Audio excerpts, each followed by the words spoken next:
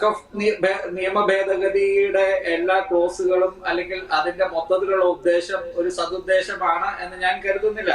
അതിൽ ബി.ജെ.പിക്ക് കൃത്യമായിട്ടുള്ള രാഷ്ട്രീയ ഉദ്ദേശം തന്നെയാണ്. പക്ഷേ അതിൽ അനുകൂലിക്കേണ്ട കാര്യങ്ങൾ അനുകൂലിക്കുകയും എതിർക്കേണ്ട കാര്യങ്ങൾ എതിർക്കുകയും ഇതിൽ വളരെ കൃത്യമായിട്ടുള്ള ഒരു ചർച്ച, നേരത്തെ ഇവിടെ പറഞ്ഞതുപോലെ കൃത്യമായിട്ടുള്ള ഇഴകീറി പരിശോധിച്ച ഒരു ചർച്ച അതിൽ നടത്തി അതിനെ പാസ്സാക്കുക തന്നെയാണ് ചെയ്യേണ്ടത്. കാരണം ഇത് സർക്കാർ എന്തായാലും പാസ്സാക്കും.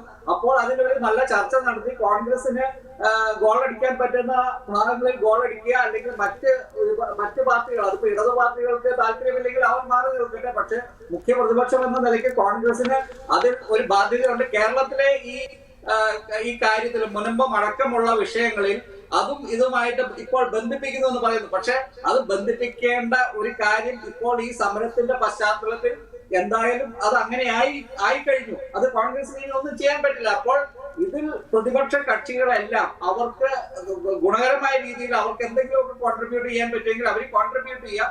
സർക്കാർ ഇത് എന്തായാലും പാസ്സാക്കും. അപ്പോൾ ആ പാസ്സാക്കുന്ന വഖഫ് നിയമത്തിൽ എന്തെങ്കിലുമൊക്കെ ഒരു ഇടപെടൽ നടത്താൻ പ്രതിപക്ഷ കക്ഷികൾക്ക് ആവുന്നതെല്ലാം ചെയ്യുക. കേരളത്തിലെ മുൻപ് വിഷയം നേരത്തെ ഇവിടെ എല്ലാവരും പറഞ്ഞതുപോലെ കേരള സർക്കാരിന് പരിഹരിക്കാവുന്നതാണ്.